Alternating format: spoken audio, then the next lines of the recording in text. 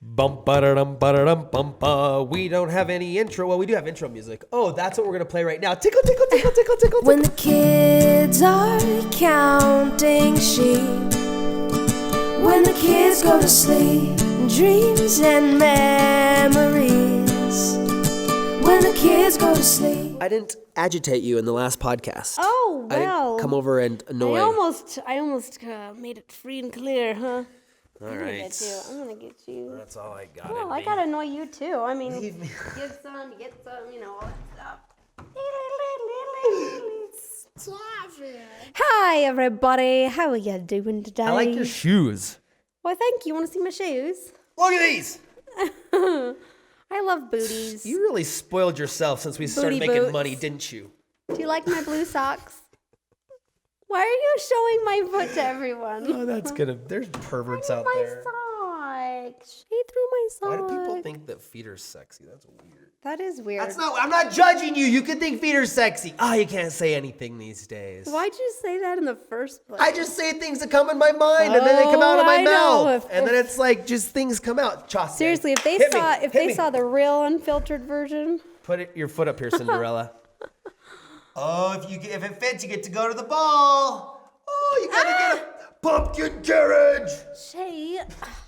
In the first half of the episode, they had a little shoe debacle. Thanks for joining us here at WTKGTS. Welcome. You never know. That's what I Sponsored said by- in the previous podcast. I said these are live, honest conversations where literally anything could happen. I didn't know that you were going to be sockless and shoeless in the first 49 seconds of this episode. I Episode did not 149. either.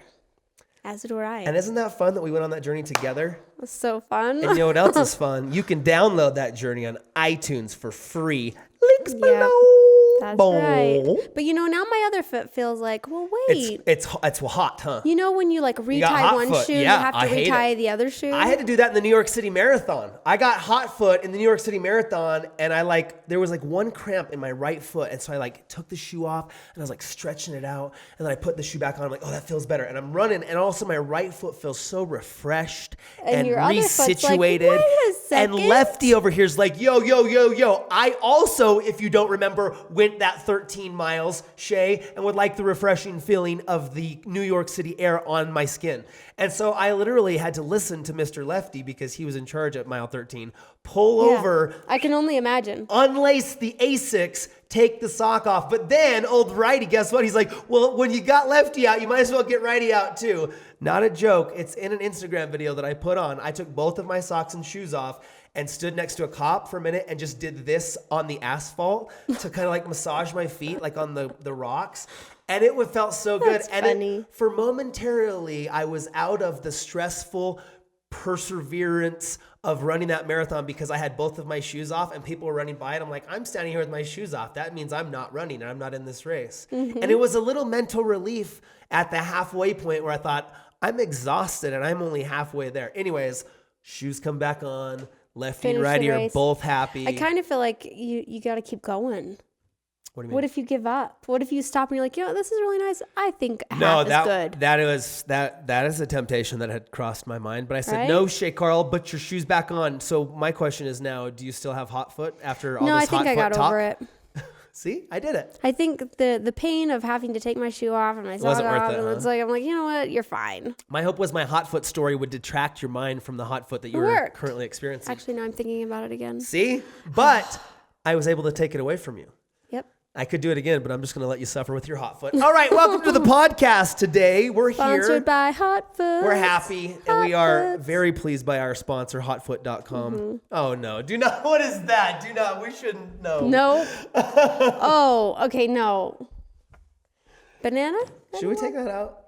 Why is everything sexualized? Everything. You're the one that called feet sexy. But some people think that. Well, then don't say it out loud. You're right. Maybe Let I them shouldn't think say it. Now everyone's thinking it. Why do people think? Oh, man. Even those that don't ever think it. So They didn't even know what that you're was a thing, and saying- now they're thinking it. What you're saying is that our words direct people's thoughts and conversations, maybe even for good or bad. Yes. We got to be careful with what we say. Yeah, exactly. I don't do a very good job of that. I should be more conscious. We're going to buy an But- extra filter for Shay. But, and it's a big one, it's important to be able to just say the things that are in your mind, because there's some real valuable stuff that comes out. And if we can filter through it and not be so like, paranoid about saying the politically right thing, then there's some real gems in there. But sometimes when you hold back because you're afraid of judgment or of saying the wrong thing or of offending somebody, then value is not placed into this world. Ideas aren't allowed to mesh and to create new ideas because you're afraid of saying the wrong thing because you don't want to offend somebody. Right. So it's like we got to be able to just let the chaff blow away with the fire of experience with one another. What does that mean? The chaff? What I'm saying is like the things that people say that are not the best, like just let them fall to the floor and look for the value in the conversation. Like, let's find the good things, the commonalities that we have with each other, and the things that people say, instead of picking like, what did you say? What was that? What did that mean? That little word you said. It's like, I don't know. I'm just saying things that are in my mind. And if I stop and pause to analyze exactly what I said, maybe that's not exactly what I meant, but I'm just trying to get this feeling out. So we need to have a good ebb and flow of like, it's okay to say things and mess up, but you definitely need to have a balance though, because sometimes the things you say can be very wrong and offensive. Hey, and listen, but I don't think hot foot is one of them. I still have it, by the way. Dang it. See, why are you bringing it up? People are like, oh yeah, I was going to Google hot foot. I forgot. Oh my goodness. See, and that's your fault. But Should we no, go to some questions? I want to do another one thing. Yes. Question. I've learned that though. I've learned that you can't say certain things. And some of those things I'm like, oh, come on. I know. But then some I'm like, well, I actually see this differently. When the whole Caitlyn Jenner thing happened, I had my eyes open because I'm like, it would feel crappy to be mislabeled, and that's where I've really started to think about the harm in labeling. And I've heard that said before, and I'm like, what does that mean? Things are the way they are. Things are things, but if we label things, and we want to do that as humans, we want to put things in categories so that we understand them. So when we see something, when we judge a book by its cover, when we first meet somebody, we immediately categorize that person and kind of put a label on them, like they're like this. And then that helps our brain understand how to interact with that person based on past experiences. But that's not always helpful because it's biased, because not every experience is the same. So you have to meet a person who looks like a girl dressed as a dude and be like, I don't know you. I love you. What's your name? Like, let's get to know each other, and don't put labels on people or like, but then, if somebody that wants to be a girl that is a boy, but they want to be that, you need to not disrespect them by, well, you're a dude. I don't care if you want to be a girl. Like, that's not fair and it's not nice. And I want to be as nice and fair and understanding and kind. That's my goal, hopefully, to become that way. So what were we talking about? Right. Well, we have a myriad of things. The internet has helped me realize that the words you say do matter. The whole sticks and stones break my bones, but words will never hurt me. It's not true. Is a great thing to say at the school grounds, but they do hurt. Words do hurt people. So you got to be careful, but you also have to be forgiving, and you have to look for intent, right? So when people say things that don't sound the best, but if that person doesn't mean to be mean, don't beat them up over their words so much, right? Like, just look for intent and sincerity. And it's like, if they said something that's probably not the best thing to say, but you can tell they meant it in a good way. Like the other day, I tweeted a thing of Victoria Posh Spice and David Beckham, the football player. That it was like some meme about like, work together. And then I got all these feminism, tweets about, well, why does a woman just have, I'm like, well, I didn't mean it that way. I meant like work together as a team to make a great life for yourself. Not that like a woman has to help a man build his dream. You know what I'm saying? So it's like, let's lose that kind of fighting that we have a little. I mean, it's necessary to a point to raise awareness, but then it's like, once you know what I'm saying? Just judge on intent and like, don't beat people up for their words so much. But yeah, sometimes you gotta people learn. are going to hear what they want to hear no matter what. Like what their mind is on is what they'll hear. Anyways, your question, go ahead. I'm sorry, I blabbered for evs. Don't be sorry. Okay. So we were just looking through Twitter questions. Here's one that we haven't really talked about very much. Savannah asks, thoughts on the tragic loss of Caleb? That is a heavy loss. We haven't talked about it much because I feel like we are trying to process it ourselves. Trying to figure out how would we, what would we do if it was us? You know, how would we feel? How would we go about talking to our viewers? And, you know, you guys are part of the family. It's just, I can only imagine what his poor parents and the girls and what they're going through right now. It's a fair question. I mean, what do you do when kids die and it happens? And as you get older, it feels like it happens more. Or I guess as you get more acquaintances, I feel like there's somebody that we know every other day who knows somebody that died, or like just things that happen. And it's like, as it happens more and more, you're reminded that like, oh yes, we die. Like but it's always hard to process. It's always hard to accept, because literally 2 weeks ago we were with them, you know, and I was talking to them. We're sitting around a table. I remember they came in. I don't know how much of personal experiences I want to share, because also you want to give the parents time to grieve, and it is a big microscope on your family, you know. But yeah, I mean, people want to know how we told the kids. I saw that tweet. People were wondering how we explained it to the kids. I knew while you were shooting that video, I purposely didn't tell you for like 3 hours when you were shooting that sleep number video with the kids and stuff, because I'm like, I'm not going to tell her right now, because they're like trying to make this happy video. Because when I told you and the way that you reacted, I was like, oh, I'm so glad I didn't tell her while she was shooting that video, because then she's crying now. Don't cry. It's hard. This is the only response there is. This is our response. It sucks. It is heavier than the weight of the world to lose a child. It's my thoughts. The only thing we can really do is mourn with them and try to comfort them, because we're all going to have to face that at some point in time. We're all going to have to face it. None of us are immune to the reality of life and death. And, you know, some of us see it differently. And I believe that they will see him again. I truly do believe that. And I believe that. So if there's people who don't know what we're talking about, there's a vlogging family who we're close friends with called Bertaley. They had a son named Caleb. They have a son named Caleb who passed away. They don't have a lot of details. A report that I saw said that, you know, their family had heart conditions, and they're suspecting that that's probably what it was. But it's a very public death because their lives were public. They lived out loud on purpose. And that, you know, is a question that has always come to us, right? It's like, you know, and that's a question that we tackle in the documentary that we're making, in bits of the movie that I've already seen with interviews from YouTubers. They specifically say, well, what do you do when you're a daily vlogger and you get cancer, you know, and you have to have a brain tumor surgery, or your son dies, you know, what do you do? And it's like, we all have to mourn with them. And in a sense, you got to know that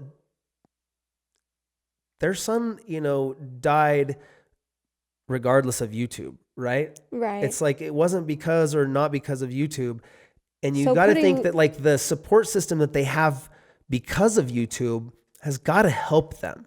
It's got to help, but I've also seen does it hurt a too? lot of judgments being cast at them, and allegations, speculation. I think that's horribly not fair, rude and wrong. But you know, that's part of what comes from having your life out there. And that would be my suggestion to all our viewers, is be sensitive and be cautious. If you have thoughts that maybe would be rude towards the family, don't put them online. Just be sensitive to them, I think, you know? Yeah, for sure. Anyways, we know we texted them when it happened. We sent our personal condolences, and, you know, we didn't want to make it too much of a public thing, but I know a lot of you guys have been asking. We told the kids, but the kids, you know, they've experienced death. You know, we just recently went to a funeral where they saw my uncle laying in a casket. You know, we held up Daxton and Brock, and they saw him lying in the casket. And so we've had to explain death to them a number of times. Where's the white kitty, Daddy? You know, like, I've had to have that conversation a few times. Just living up here, you know, like, you see dead animals on the side of the road all the time. And, you know, I'm not trying to compare that at all, for sure. But it's like, it's just something that you have to, like, and it sucks. It's like, how do you accept it? And it's easy to say when you don't have to suffer through that. And I just hope to be proud. I'm not naive to the fact that it can happen to me. I could die, you could die, our kids could die. And I sit here and be like, well, this is what you got to do when somebody dies. I don't know. I'll probably cry my eyes out on the bathroom floor for 2 weeks. You know, you don't know how you're going to react, and it sucks. And it's hard to say the right thing, and it's hard to know what the right thing is. But you have to, I think, try. You have to try to lift up. You have to try to support. You have to try to say something. You have to try to be optimistic and positive, because if you don't, then you're not helping. You have to try to bring light and hope and help to the situations. You know, one thing that helped me when I was young, after my mom passed away and I went back to school, just if you're ever in the situation, or if you have somebody that you know that has had an experience like this, that you don't know what to do, just treat them. You know, I went to school, and this girl who I wasn't best friends with, she came up to me. Her name was Emily, and she came up to me and put her arm around me and just said, I remember walking into school, first of all. This is after your mom died. After my mom died, and I could feel all the eyeballs were on me. I just felt like a big, giant target. It just was the weirdest feeling, and I thought, I didn't think I'd feel this way, but I want to go home. You know, because everybody was just kind of tiptoeing around me, like whispering, like everybody didn't know what to say. And Emily came up to me, and she threw her arm around me and said, hey, Colette, I've missed you. I love you. Let's go play. And that to me meant everything, because she recognized that I was having a hard time, but then she treated me like a normal person and just loved me. And that's what I think we just need to do, is love people and try to be there to comfort them and not treat them like they're a weird thing. Because it's hard to know what to say. You have to be courageous, right? Because you're afraid of offending them, or you're afraid of doing or saying the wrong thing. So it does require some courage to be like, I don't know what to do or say, but I'm here to help you and to tell you that I love you, and that what do you need? You know, just something, just do something, you know. Anyways, our prayers and all of the good vibes that we possess are going to the Bertaley family. It is a community thing. We have talked to a lot of you guys, and you know, seen your tweets and stuff. So our love goes to them. All right, we have to wrap this episode up. Thanks for joining us. And that's, you know, hopefully what these podcasts are for, is to be able to kind of have these conversations about the hard times in life that inevitably we will all encounter, right? So that's why it's, you know, don't be so surprised when somebody close to you is sick or has a tragedy, because it's all around us. And I feel that it's important to know that it can happen and talk about it in that way, because when it does happen, it doesn't have such collateral damage on the lives of other people, right? Because I know Caleb would not want his parents to be crying on the bathroom floor for 2 weeks, right? In our faith, he's somewhere in a much happier, healthier place. And, you know, I know that's things that people say to bring comfort, but it does bring comfort, brings me comfort. So do what you can to be a better person. Have a great day, and don't forget to smile. Look at people in the eyes. Open a door for somebody. You know what's fun? High fives. Ever tried it? See somebody today. Tell your family you love them. I challenge you to make eye contact with a stranger and say high five.